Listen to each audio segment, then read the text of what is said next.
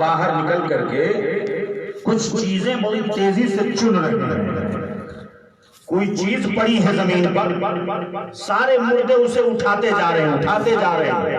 خواب میں اس شخص نے دیکھا کہ ایک شخص بہت اطمینان سے بیٹھا، وہ کوئی چیز نہیں رہا ہے. میں نے خواب میں پوچھا کہ سارے مردے کچھ زمین پر گری ہوئی چیزوں کو چن رہے ہیں، یہ اللہ کے بندے تو اتنا اطمینان و سکون کے ساتھ کیوں بیٹھا ہوا؟ کیا تجھے اس کی ضرورت نہیں ہے؟ اور دیگر مردے تو زمین پر گری ہوئی چیزوں کو چن رہے ہیں، لیکن تیرا حال یہ ہے کہ تو اطمینان و سکون کے ساتھ بیٹھا ہوا ہے. تو اس نے خواب میں کہا اس مردے نے کہ اللہ کے بندے، میں اس لیے اطمینان و سکون کے ساتھ بیٹھا ہوا ہوں کہ میرا ایک بیٹا ہے جو فلاں چوراہے پر رہتا ہے، گوشت کی دکان ہے اس کی، وہ گوشت فروخت کرتا ہے، گوشت بیچا کرتا ہے. اور میرا بیٹا حافظ قرآن ہے، اور میرا بیٹا حافظ قرآن ہے، اور وہ صبح سے لے کے شام تک روزانہ وہ ایک قرآن عظیم پڑھتا ہے اور میری روح کو بخش دیتا ہے. اس لیے میں اطمینان و سکون کے ساتھ بیٹھا ہوا ہوں، مجھے کوئی چیز چننے کی ضرورت نہیں ہے. روزانہ ایک قرآن پاک پڑھ کر کے وہ میری روح کو ایصال کر دیتا ہے، ثواب مجھ تک پہنچا دیتا ہے، میری روح خوش ہو جاتی ہے. میں بالکل اطمینان و سکون کے ساتھ بیٹھا ہوا ہوں، مجھے کوئی غم نہیں ہے. اللہ اکبر. اس شخص نے کہا کہ اس حافظ قرآن کی زیارت کرنی چاہیے جو حافظ قرآن اپنے باپ کو روح کے ایصال ثواب کے لیے روزانہ ایک قرآن پڑھتا ہے. وہ شخص بیدار ہوا اور صبح سویرے اسی چوراہے پر پہنچ گیا جس چوراہے پر اس کے گوشت کی دکان تھی. لوگ بھیڑ لگائے ہوئے ہیں، گوشت بیچنے والا نوجوان گوشت بیچ رہا ہے. وہ جا کر کے قریب کھڑا ہو جاتا ہے، کیا دیکھتا ہے کہ وہ نوجوان ایک طرف تو گوشت بیچ رہا ہے، دوسری طرف اس کی زبان ہل رہی ہے، وہ زبان سے قرآن کی آیتیں پڑھتا چلا جا رہا ہے، گوشت بھی بیچ رہا ہے، قرآن کی آیتیں پڑھ رہا ہے. میں نے کہا ہو نہ ہو یہی قرآن کی آیتیں ہیں جو روزانہ وہ صبح سے لے کے شام تک پورا ایک قرآن پڑھتا ہے اور اپنے والد کو ایصال ثواب کر دیتا ہے، جس کی وجہ سے اس کے والد کی بخشش ہو گئی ہے. وہ کہتے ہیں کہ کچھ دنوں کے بعد میں نے پھر خواب دیکھا، وہی کیفیت ہے، مردے اپنی قبروں سے نکل کر کے کچھ چیزیں چن رہے ہیں. تو میں نے جہاں ایک طرف تمام مردوں کو دیکھا کہ وہ چن رہے ہیں چیزوں کو، اسی میں نے اس شخص کو بھی دیکھا جس کو کچھ دنوں پہلے میں نے دیکھا تھا کہ وہ خواب میں دیکھا تھا کہ وہ اطمینان و سکون کے ساتھ بیٹھا ہوا ہے. تو وہ کہتے ہیں میں نے اس شخص کو بھی دیکھا کہ وہ بھی چن رہا ہے. میں نے اس سے خواب میں پوچھا آخر بات کیا ہے؟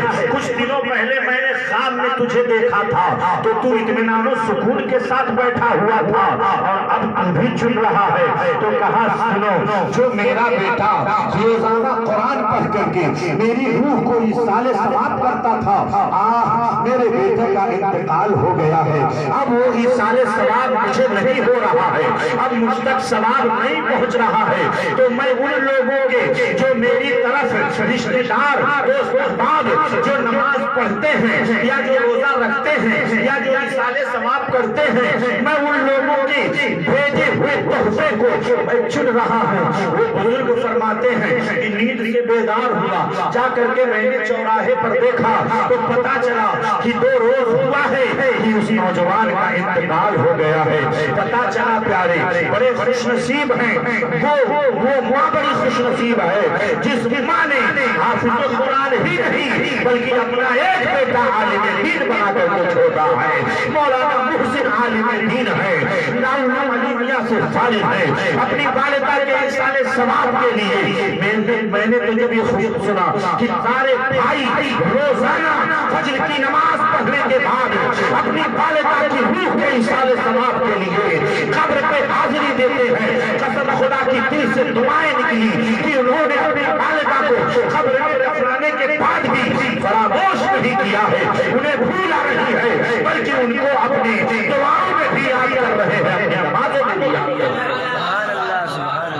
شبہ اس مرحومہ کی بخشش کی ضمانت اللہ تبارک و تعالیٰ نے بخش دیا۔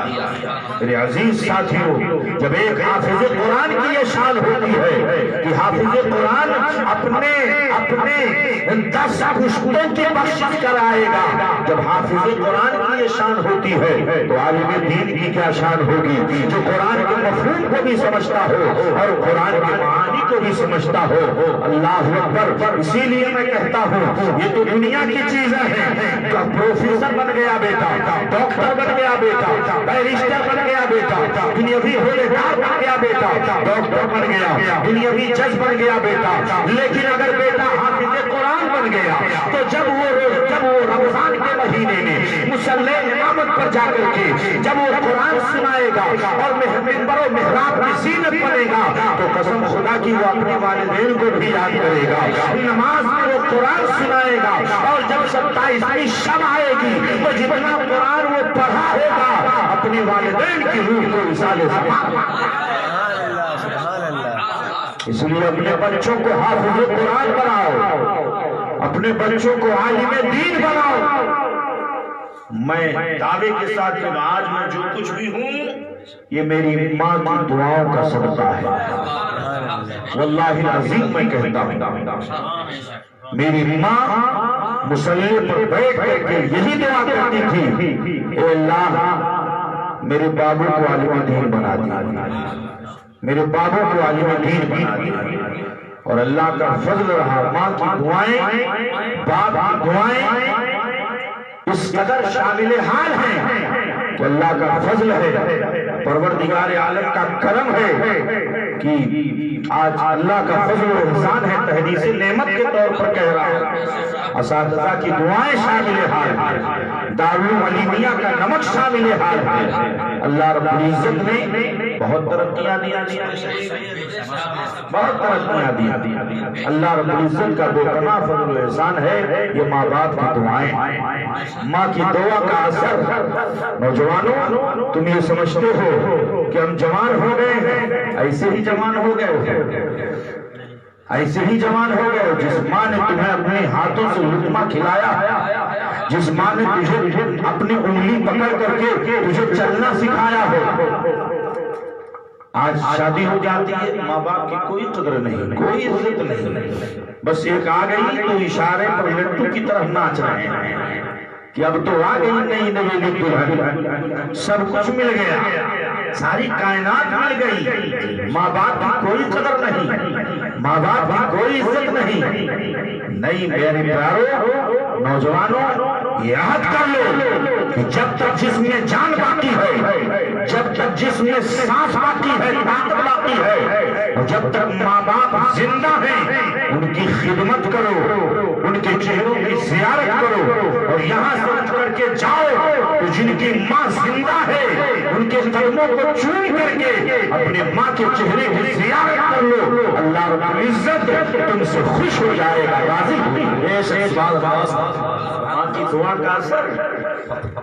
حضرت موسیٰ علیہ السلام نے دعا کیا تھا رب کی بارگاہ میں، پروردگار مجھے جنتی ساتھی دکھا دے، اللہ جنت میں میرا ساتھی کون ہوگا، جنت میں میرا رفیق کون رہے گا، میرے ساتھ جنت میں کون رہے گا، اللہ تو مجھے دکھا دے، میں دیکھنا چاہتا ہوں مولا، میں اس کے چہرے کی زیارت کرنا چاہتا ہوں، جو خوش نصیب بندہ جنت میں میرے ساتھ رہے گا۔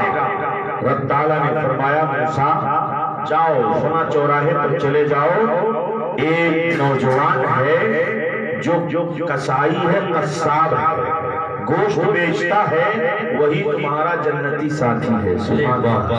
موسیٰ علیہ السلام گئے چوراہے پر، دیکھا کہ وہ تو گوشت بیچ رہا ہے، جیسے دیکھا کہ میرے پیغمبر تشریف لائے، بہت ہی ادب و احترام کے ساتھ کھڑا ہو گیا، میرے پیغمبر آپ تشریف لائے میری دکان پر، یہ میرے لیے بڑی سعادت کی بات ہے، حضور جب آپ تشریف لائے ہیں تو میری طرف سے دعوت قبول فرما لیجئے، چلیے میرے قریب کھانے پر حضور تشریف لے چلیے۔ چنانچہ حضرت موسیٰ علیہ السلام نے اس نوجوان کی دعوت کو قبول کر لیا، اس کے گھر تشریف لائے۔ اب جب شام کا وقت ہوا تو اس نے کھانا تیار کیا، اس نوجوان نے خود اپنے ہاتھ سے کھانا بنایا، اور کھانا بنانے کے بعد جب دسترخوان بچھا دیا گیا، کھانے لگا دیے گئے، تب اس نے کہا حضور اب آپ تشریف لائیں۔ حضرت موسیٰ علیہ السلام تشریف لائے۔ تھوڑی دیر بعد میں اس نے اپنی ماں کو اپنی گود میں اٹھا کر کے، وہ ماں جو نہ چل سکتی ہے، نہ بول سکتی ہے، نہ سن سکتی ہے، نہ وہ حرکت کر سکتی ہے، وہ ایک بوریے میں باندھ کر کے اور جگہ جگہ پر چھید کر کے اس نوجوان نے اپنی ماں کو ایسی جگہ پہ رکھ دیا تھا جہاں سے ماں کو کوئی تکلیف نہ ہو، اور صبح سے نکل جاتا اور شام کو واپس آتا، ماں کو وقت تھوڑی تھوڑی دیر پر وہ ماں کی آ کے چہرے کی زیارت کرتا، ان کی ضرورت کو پوری کر دیتا، پھر گوشت بیچنے کے لیے چلا جاتا، یعنی دن بھر میں وہ کئی بار آ کر کے اپنے ماں کے چہرے کی زیارت کرتا، قدموں کو چومتا۔ اللہ اکبر! جب اس ماں کو اس نے دسترخوان پہ لا کر کے بٹھا دیا، کہا حضور جانتے ہیں یہ کون ہے؟ کہا کون ہے؟ کہا یہ میری والدہ محترمہ ہے، میری اپنی جان ہے۔ کہا اچھا تمہاری والدہ تو بہت ضعیف ہو چکی ہے، ہاں میرے پیغمبر نہ یہ سن سکتی ہے، نہ کچھ بول سکتی ہے، نہ یہ حرکت کر سکتی ہے، بس جب میں کھانا تیار کر لیتا ہوں تو کھانے کو پانی کی طرح بناتا ہوں اور ان کے منہ میں چند لقمے ان کے منہ میں ڈال دیتا ہوں۔ اللہ اکبر! اس نے کچھ شوربا لیا اور اس کو اور پتلا کیا اور اس نے اپنی ماں کے منہ میں ڈالنا شروع کیا۔ اب چمچ لے کر کے اپنی ماں کے منہ میں ڈال رہا ہے، ماں کے کچھ ہونٹ ہل رہے ہیں، ہونٹ ہل رہے ہیں، ہونٹ ہل رہے ہیں، وہ ماں دعا کر رہی ہے، اے اللہ میں اپنے بیٹے سے خوش ہوں، میرے پروردگار میں اپنے بیٹے سے راضی ہوں، اے اللہ میرے بیٹے کو جنت میں موسیٰ کا ساتھی بنا دے، اے اللہ میرے بیٹے کو جنت میں موسیٰ کا ساتھی بنا دے، اے اللہ میرے بیٹے کو جنت میں موسیٰ کا ساتھی بنا دے۔ وہ ماں اپنے ہونٹ کو لرزتے ہونٹ سے وہ ماں دعا کر رہی ہے بیٹے کے لیے۔ حضرت موسیٰ علیہ السلام نے کھانا تناول کیا، جب فارغ ہو گئے تو اس نوجوان کو سینے سے لگایا، اے نوجوان میں تجھے بشارت دیتا ہوں اور رب تعالیٰ کی جانب سے خوشخبری دیتا ہوں کہ جنت میں تو میرا رفیق رہے گا اور جنت میں تو میرا ساتھی رہے گا۔ اس نے کہا حضور میں نے کوئی نیکی نہیں کی ہے، میں بڑا گنہگار انسان ہوں، بڑا سیہکار انسان ہوں، کون سی عدالت کی بارگاہ میں پسند آ گئی ہے؟ موسیٰ علیہ السلام نے کہا جس دسترخوان پر تو اپنی والدہ کو اپنے ہاتھ سے کھانا کھلا رہا ہے، میری نگاہیں دیکھ رہی تھی کہ تیری ماں تیرے لیے دعا کر رہی تھی، تو اس ماں کی زبان سے نکلی ہوئی دعا باب اجابت سے ٹکراتی ہے اور اللہ تیری ماں کی دعاؤں کو قبول فرما لیتا ہے۔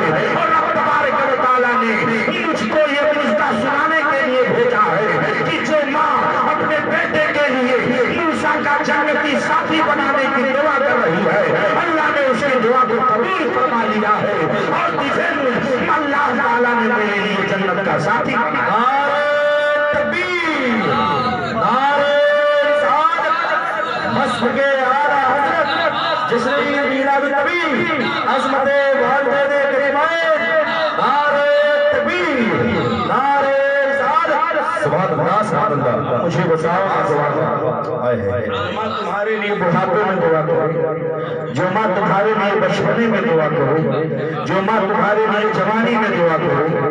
ارے ماں کو اگر تم ناراض نہ کر لیتے ہو تو ماں تمہیں کبھی بھی اپنے دعا میں فراموش نہیں کرتی۔ ماں کے دل میں اللہ نے رحم کرم کا ایسا جذبہ رکھا ہے، ایسا جذبہ رکھا ہے کہ حضرات ماں سے بڑھ کر کوئی رحم کرنے والا نہیں ہے، ماں سے بڑھ کر کوئی الفت کرنے والا نہیں ہے۔ ماں کے آنچل سے نکلی ہوئی دعا اللہ اپنا بارگاہ قبول فرماتا ہے۔ کسی نے بہت خوبصورت انداز میں کہا ہے کسی کو گھر ملا حصے دیا کوئی دکا آئی۔ آج ہوتا کیا ہے جب بٹوارا ہوتا گھر گھر میں بانٹ، اور جب بٹوارا ہوتا ہے تو جو سب سے چھوٹا رہتا ہے نا اسی کے حصے میں ماں آتی ہے۔ اللہ ماشاءاللہ بہت سارے ایسے بھی لوگ ہیں جو اپنے ماں کی خدمت کرتے ہیں اور ماں کی خدمت کرنا باعث شرف سمجھتے ہیں اور باعث سعادت سمجھتے ہیں اور ہمیشہ ان کی جوئی کرتے ہیں۔ میں آپ کو بتاؤں میری قوم کے نوجوانوں، ابھی 10 دن پہلے کی بات ہے، بمبئی کے اندھیری کے علاقے میں 12 کروڑ کے فلیٹ میں ایک ماں اکیلی رہتی تھی، بیٹا اس کا لندن میں رہتا تھا، کئی لاکھ روپیہ اس کی سیلری تھی۔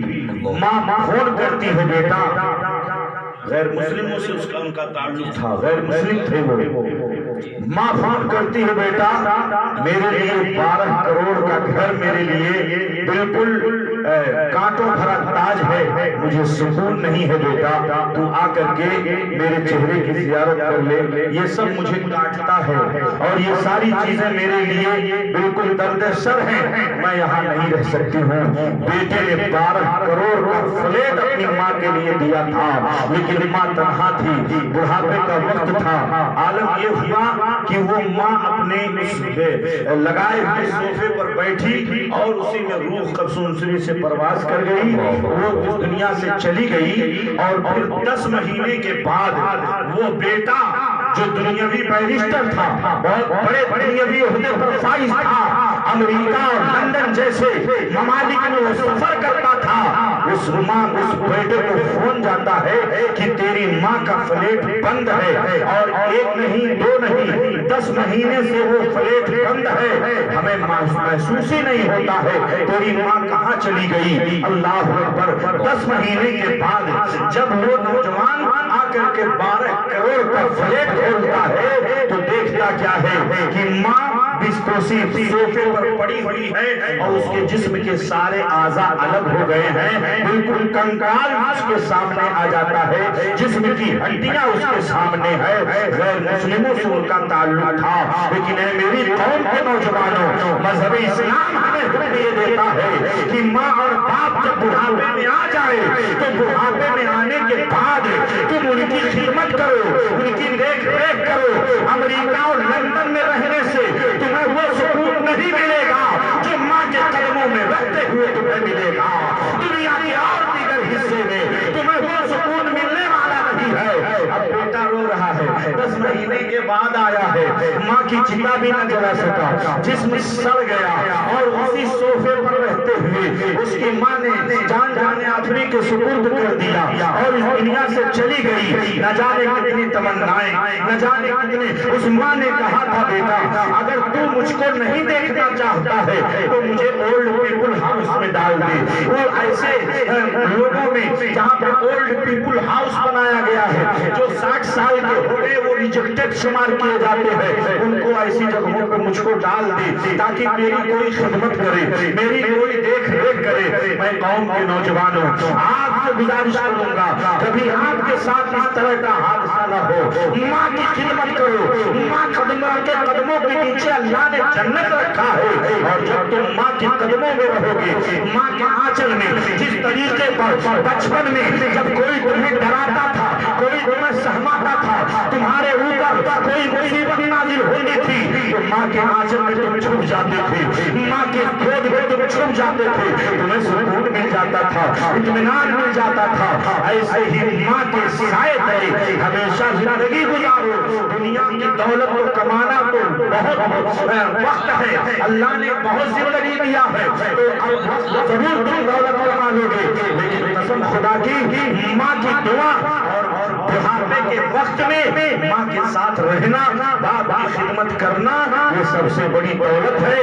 حضرت طیب تابعین حضرت اویس کرنی رحمۃ اللہ علیہ جب بھی جانے کی کوشش کرتے تھے دربار رسالت میں، جب حضور کے رخ زیبا کے دیدار انہیں پاتی تھی، وہ ایسی صورت میں ماں دامن تھام لیتی تھی، بیٹا بڑھاپے کا وقت ہے کہاں جاؤ گے، میری خدمت کون کرے گا، مجھے پانی کون دے گا، میری ضرورت کو کون پوری کرے گا۔ ماں کے چہرے کو دیکھ لیتے تھے، عشق تڑپتا تھا، محبت تڑپتی تھی کہ سرکار کے رخ زیبا کا دیدار کر لیا جائے، مگر ماں دامن تھام لیتی نے ان کے رتبے کو اتنا بلند کر دیا کہ حضرت سیدنا عمر فاروق اعظم جیسے صحابی ان کی بارگاہ میں حاضری دیتے ہیں اور کہتے ہیں اے اویس قرنی تم میرے لیے بھی مغفرت کی دعا کر رہا ہو اور امت محمدیہ کے لیے بھی مغفرت کی دعا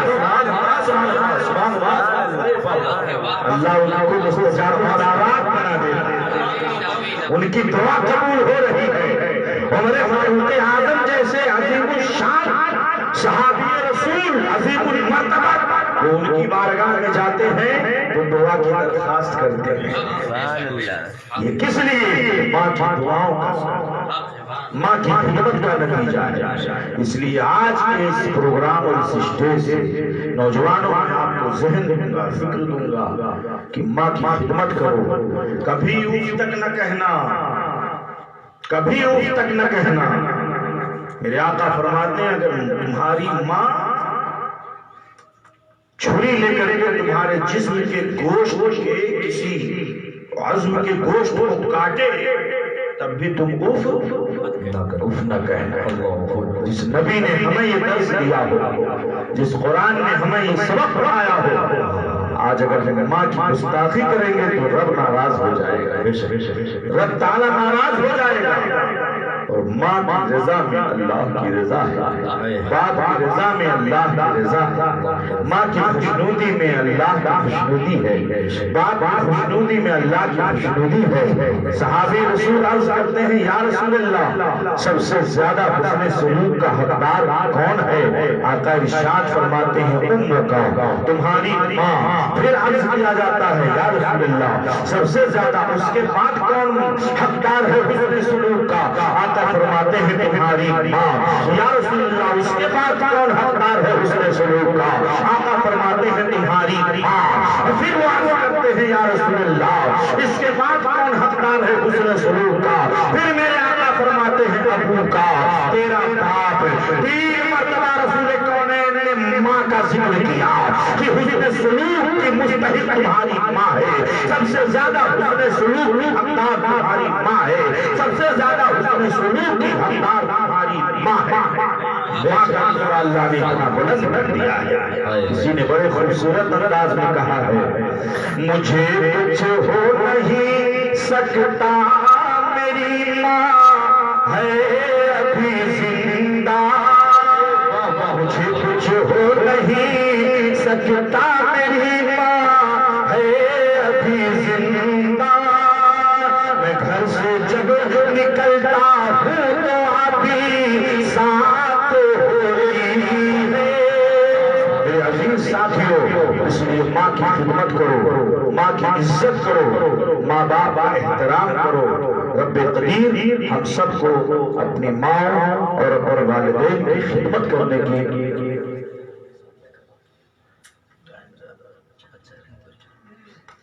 کر دوں گا۔ کسی نے بڑے خوبصورت انداز میں کہا ہے اے اندھیرے سن لے منہ تیرا تو کالا ہو گیا، اور ماں نے آنکھیں کھول دی گھر میں اجالا ہو گیا، ماں نے آنکھیں کھول دی گھر میں اجالا ہو گیا۔ آج شادی ہو جاتی ہے تو ماں باپ کے پس پش ڈال دیتے ہو، لیکن آؤ دیکھو حضور کے دربار میں ایک نوجوان آیا، اس نے کہا یا رسول اللہ میرا باپ میری تجوری سے پیسہ نکال کے لے کے چلا جاتا ہے اور ادھر ادھر خرچ کر دیتا ہے۔ رسول پاک صلی اللہ علیہ وسلم کی بارگاہ میں شکایت پیش کی۔ نوجوان نے کہا یہ شکایت پیش کیا، میرے آقا نے فرمایا اچھا ایسا ہے؟ نوجوان نے شکایت کر کے چلا گیا۔ میرے آقا علیہ السلام نے فرمایا ایک صحابی کو بھیجا جاؤ اس نوجوان کے باپ کو بلا لاؤ۔ باپ ہاتھ میں لاٹھی لے کر کے لرزتے کانپتے حضور کی بارگاہ میں پہنچا۔ صحابہ کرام تشریف فرما بیٹھے ہوئے ہیں، صحابہ کرام وہ بوڑھے باپ لرزتے کانپتے ہاتھوں میں لاٹھی لیے ہوئے پہنچے دربار رسالت میں۔ آقا علیہ السلام نے فرمایا کہ تمہارے بیٹے نے تمہارے تعلق سے شکایت کیا ہے کہ تم اس کی تجوری سے روپیہ پیسہ بغیر اس کی اجازت کے لے کے چلے جاتے ہو اور ادھر ادھر خرچ کر دیتے ہو، کیا ایسا ہے؟ میرے آقا نے فرمایا بلائیے اسی نوجوان، بلائیے آئے میرے آقا اس نالائق بیٹے کو جس نے میرے تعلق سے شکایت کیا ہے۔ میرے آقا نے فرمایا جاؤ نوجوان کو بلا لاؤ۔ نوجوان بلا کر کے لایا گیا، باپ بھی حاضر ہے، بیٹا بھی حاضر ہے۔ مصطفیٰ جان محمد صلی اللہ علیہ وسلم فرماتے ہیں کہ نوجوان کو نے شکایت کیا تیرا باپ تیری اجازت کے بغیر درہموں اس باپ نے، اس بوڑھے باپ نے نوجوان کو دیکھا، کہا یا رسول اللہ یہ میرا نالائق بیٹا ہے، میں اس کی تجوری سے جو روپیہ پیسہ لے کے جاتا یا رسول اللہ اسی سے پوچھئے کہ میں کس پر خرچ کرتا ہوں، میں اپنے پوتوں پر خرچ کرتا ہوں، میں اپنی پوتیوں پر خرچ کرتا ہوں، یا رسول اللہ میں فضول خرچی نہیں کرتا۔ رسول پاک صلی اللہ علیہ وسلم کی یہ گفتگو چل رہی تھی، جبریل امین علیہ السلام بارگاہ رسالت میں حاضر ہوئے، عرض کرنے لگے یا رسول اللہ یہ بوڑھے باپ انہوں نے کچھ اشعار عربی میں مرتب کیے ہیں، اشعار کچھ انہوں نے مرتب کیا ہے اور وہ عربی کے اشعار انہوں نے ابھی کسی کو سنایا نہیں ہے، دل ہی دل میں انہوں نے رکھا ہے اس چیز کو، یا رسول اللہ آپ ان سے کہہ دیجئے کہ وہ اشعار سنائیں۔ میرے آقا فرماتے ہیں بوڑھے باپ آپ نے کچھ اشعار مرتب کیا؟ کہا ہاں یا رسول اللہ۔ جیسے ہی یہ جملہ سنا انہوں نے کہا یا رسول اللہ یہ میرے آقا آپ کے معجزات سے ہمارے ایمان میں طاقت پیدا ہوتی ہے، آپ کے معجزات کو ہم دیکھتے ہیں یا رسول اللہ تو ہماری ایمان میں جلا پیدا ہوتی ہے۔ میرے آقا میں نے ابھی یہ اشعار کسی کو سنایا ہی نہیں، سرکار آپ کو خبر کیسے؟ آپ جانتے ہیں دل کے حالات سے بھی آپ باخبر ہیں، دل کے حالات کو بھی آپ جانتے ہیں یا رسول اللہ آپ نے کہہ دیا ہے، آپ کا حکم گرامی ہے۔ میرے آقا میں سناتا ہوں، اب اس بوڑھے باپ نے لرزتے کانپتے ہوئے کانپتی زبان سے انہوں نے کہنا شروع کیا، عربی زبان کے وہ اشعار ہیں، اس کا ترجمہ میں دیتا ہوں۔ نبی کونین کا دربار گہربار صحابہ بیٹھے ہوئے ہیں، وہ بوڑھے باپ اشعار میں جو انہوں نے کہا تھا وہ عربی کے اشعار ہیں، اردو کا ترجمہ پیش کر دیتا ہوں۔ وہ عرض کرتے ہیں یا رسول اللہ یہ میرا نالائق بیٹا جو میرے سامنے کھڑا ہے اس کے بچپن کا زمانہ میں نے دیکھا ہے، غربت کا ماحول تھا، غریبی کی زندگی ہم بسر کر رہے تھے اور جب رات کا وقت ہو جاتا تھا تو یہی میرا بیٹا جس کا بچپنا میں نے دیکھا ہے یہ گیلے بستر پر پیشاب کر دیتا تھا اور اس گیلے بستر پر ٹھنڈک کے عالم میں پیشاب کرنے کے بعد اس کی ماں اسے اپنی چھاتی سے لگا دیتی تھی اور خود گیلے بستر پر سویا کرتی تھی اور اس کو اپنے سینے پہ سلایا کرتی تھی کہ کہیں میرے بیٹے کو بخار نہ آ جائے، کہیں میرے بیٹے کو سردی یا زکام نہ ہو جائے، کہیں میرا بیٹا کسی بیماری کا شکار نہ ہو جائے۔ یا رسول اللہ میں صبح سے لے کے شام تک، شام سے لے کے صبح تک اس کی تربیت کے لیے میں جا کے روزی کماتا تھا اور بڑی بڑی کرسی کے عالم میں زندگی گزارتا تھا۔ یا رسول اللہ بڑھاپے میں جب میں آیا میری تمنا یہ تھی کہ یہی میرا بیٹا جب جوان ہوگا تو جب میرے ہاتھ سے لقمہ چھوٹے گا تو میرا بیٹا مجھے کھانا کھلائے گا، لرزتے کانپتے ہاتھوں سے مجھے کھانا کھلائے گا، جب میں گرنے کے قریب ہو جاؤں گا تو میرا بیٹا میرا سہارا بن جائے گا، میرا بیٹا میرے بازوؤں کا سہارا بنے گا۔ یا رسول اللہ بڑی تمناؤں کے ساتھ پالا تھا، بڑی آرزوؤں کے ساتھ پالا تھا، اتنا کہتے ہوئے وہ بوڑھے باپ رو پڑتے ہیں یا رسول اللہ بڑی تمناؤں کے ساتھ پالا تھا، بڑی آرزوؤں کے ساتھ پالا تھا، یہ میرا رشتہ جگر ہے، یہ میرا نور نظر ہے، یہ میری آنکھوں کی ٹھنڈک ہے، یہ میرے دلوں کا قرار ہے، یہ میرے جسم کا چین ہے۔ یا رسول اللہ، جب اس کو کوئی بیماری لاحق ہوتی تھی تو ایسا لگتا تھا کہ یہ بیماری اسے نہیں لاحق ہوئی ہے بلکہ یہ بیماری مجھے لاحق ہوئی ہے۔ میں رات رات بھر جاگ کر کے اس کی بیماری کو ختم کرنے کے لیے اور اس کی بیماری کو دور کرنے کی دعا اپنے رب کی بارگاہ میں کرتا تھا۔ اے میرے پروردگار، میرا بیٹا صحت مند ہو دے دے، اے اللہ اس کی زندگی طویل بنا دے، اور اے پروردگار عالم میرے بیٹے کو شفا عطا فرما دے، پوری زندگی اس طرح گزارتا رہا۔ اے میرے آقا، جب اس کی شادی ہو گئی تو اس نادان بیٹے نے مجھے گھر سے نکال دیا۔ میری ضرورت نہیں پوری کرتا ہے، اب میں جاؤں تو کس کے پاس جاؤں، کہاں جاؤں، کس سے روپیہ پیسہ مانگوں، اپنی ضرورت کا انتظام میں کیسے کروں؟ یا رسول اللہ، تشوری میں میں جاتا ہوں بغیر اجازت کے، پھر ہمیں دینار نکال لیتا ہوں اور اس کی پھوپھیوں پر اور اس کی اپنی بہنوں پر اور اس کے اپنے پوتوں اور پوتیوں پر میں خرچ کرتا ہوں۔ میں اسراف نہیں کرتا ہوں، فضول نہیں خرچہ کرتا ہوں۔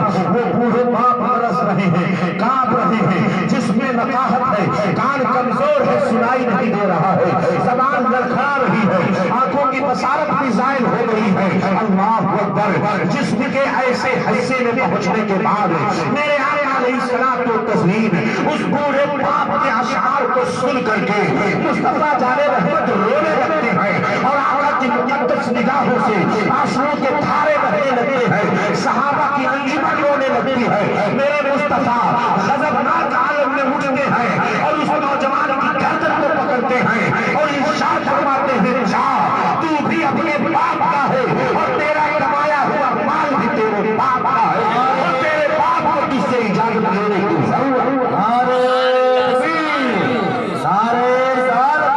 مسلک اعلیٰ حضرت تشریح میراج نبی، نعرہ تکبیر، نعرہ رسالت، یہ ہے ماں باپ کا رتبہ۔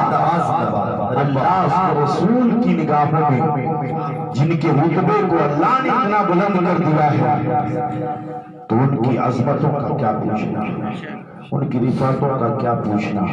اللہ سب کو ماں باپ کے چہرے کی زیارت کرنے کی توفیق عطا فرمائے، ان کی خدمت کرنے کی توفیق عطا فرمائے۔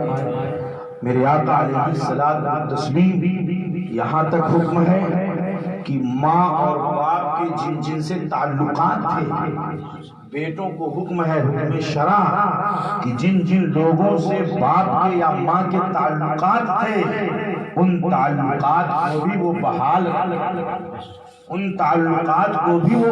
رکھے، ماں کو دعاؤں میں یاد رکھے، ایصال ثواب کرے، نماز پڑھے تو ماں کو یاد کرے، روزہ رکھے تو ماں کو یاد کرے، قرآن پڑھے ماں کی روح کو ایصال ثواب کر دے۔ اور میرے آقا علیہ الصلوۃ والتسلیم حدیث پاک میں ہے کہ حضرت خدیجہ الکبریٰ ام المؤمنین رضی اللہ تعالی عنہا کے وصال کے بعد میرے آقا بکری ذبح فرماتے، اور بکری ذبح فرمانے کے بعد ام المؤمنین حضرت عائشہ صدیقہ، ام المؤمنین حضرت خدیجہ الکبریٰ رضی اللہ تعالی عنہا کے تمام سہیلیوں کو میرے آقا تحفے میں بکری کا گوشت بھیجا کرتے تھے۔ بخاری شریف کی حدیث پاک ہے، سے معلوم ہوا کہ ماں باپ کے جن سے تعلقات رہے ان سے بھی تعلقات کو بحال رکھنا چاہیے، اس سے مردوں کو بھی خوشی حاصل ہوتی ہے، قبر میں رہنے والوں کو خوشی حاصل ہوتی ہے۔ ایصال ثواب حضرت محی الدین ابن عربی رحمۃ اللہ علیہ فرماتے ہیں کہ ایک جگہ دسترخوان پر سارے لوگ جمع تھے، میں نے ایک صاحب کشف و کرامت بچے کو دیکھا کہ وہ صاحب کشف و کرامت بچہ بیٹھا ہوا ہے دسترخوان پر، چہرہ اس کا بہت مزمحل ہے، غمگین ہے وہ۔ میں نے پوچھا کہ بتا کیا بات ہے، تیرا چہرہ غمگین کیوں ہے؟ تو کہا حضور میں نے اپنی والدہ کو جہنم میں جلتے ہوئے دیکھا ہے، جہنم کے بھڑکتے ہوئے شعلوں میں نے دیکھا ہے، اس لیے میں بہت پریشان ہوں، میری والدہ عذاب میں گرفتار ہیں۔ حضرت محی الدین ابن عربی رحمۃ اللہ علیہ فرماتے ہیں میں نے 70,000 مرتبہ کلمہ طیبہ پڑھا تھا اور میں نے دل ہی دل میں اس کی ماں والدہ کی روح کو ایصال ثواب کر دیا، اور میں نے رب کی بارگاہ میں کہا، عرض کیا، اے میرے پروردگار، میں نے جو کلمات طیبات کا ورد کیا ہے، اے اللہ اس کا ثواب اس بچے کی والدہ کی روح کو پہنچا دے۔ جب میں نے دل میں اتنا ارادہ کیا، تھوڑی دیر کے بعد میں اس بچے کو میں نے دیکھا کہ اس کے چہرے پر مسکراہٹ ہے، وہ بچہ مسکرا رہا ہے، اس کا چہرہ کھلا ہوا ہے۔ پھر میں نے پوچھا کہ یہ بتا تیرے چہرے پر مسکراہٹ کیوں ہے؟ کہا حضور اب میں نے جب کشف کے ذریعے اپنی والدہ کو دیکھا تو میری والدہ جنت کی بہاروں میں گھوم رہی ہے، میری والدہ جنت کی نعمتوں سے لطف اندوز ہو رہی ہے۔ پتہ چلا کہ ایصال ثواب کی برکت سے عذاب دور ہو جاتے ہیں، ایصال ثواب کی برکت سے مردوں کو کی روحوں کو خوشی حاصل ہوتی ہے۔ یہ تحفہ ہے جو مردوں کی روح کو بھیجا جاتا ہے۔ میں گزارش کروں گا جب تک زندگی رہے تمام بھائیوں سے گزارش کروں گا اپنی والدہ کی قبروں پر جائیں اور ہر جمعرات کو یا جمعہ کو جب بھی وقت رہے اپنی والدہ کی قبر پر جا کر کے ایصال ثواب کریں، بلکہ والدہ کے ساتھ ساتھ اپنے خاندان کے جتنے بھی مرحومین ہیں ان کی روحوں کو بھی ایصال ثواب کریں۔ مردے اپنی اپنی قبروں پر جانے والے کو پہچانتے ہیں۔ شریف کو ثابت کہ جانتا ہے کہ میرا آنے والا کون ہے، میرا بیٹا ہے، میرا رشتہ دار ہے، میرا بھائی ہے، میرا شوہر ہے، میرا فلاں ہے۔ مردے اپنی قبروں میں رہتے ہوئے بھی قبر پر آنے والے کو پہچانتے ہیں، اس کے سلام کا جواب بھی دیتے ہیں۔ جب وہ سلام کرتا ہے تو اس کے سلام کا جواب بھی دیتے ہیں۔ حدیث پاک سے ثابت ہے۔ باتیں بہت ہو گئی، اللہ تعالی مرحومہ کو کروٹ کروٹ جنت عطا فرمائے، جنت الفردوس میں اعلیٰ مقام عطا فرمائے۔